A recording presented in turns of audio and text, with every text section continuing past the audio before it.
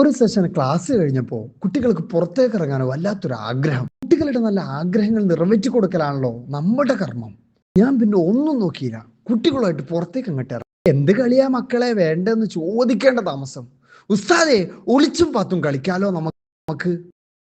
ഒളിച്ചും പാത്തും എന്ന് പറഞ്ഞപ്പോ എനിക്കൊന്നും മനസ്സിലായില്ല. പിന്നെയാണ് കാര്യം പിടികിട്ടിയത്. നമ്മുടെയൊക്കെ ചെറുപ്പകാലത്ത് നമ്മൾ കളിച്ചിരുന്ന ആ സാറ്റിനെ കുറിച്ചാണ് ഇവർ ഒളിച്ചും പാത്തും പറയണേന്ന്.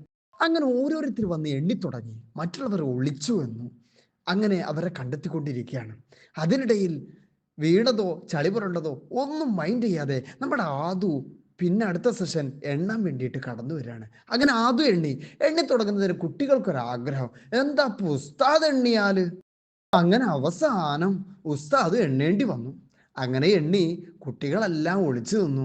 അവർ ഓരോ ആളുകളെയും കണ്ടെത്തി അവർ ഓടി വന്ന് സാറ്റ് വെക്കുന്നതും വല്ലാത്തൊരു അനുഭൂതിയായിരുന്നു, വല്ലാത്തൊരു രസമായിരുന്നു. ഇങ്ങനെയാണോ നിങ്ങളുടെ നാട്ടിലൊക്കെ ക്ലാസ്സുകൾ?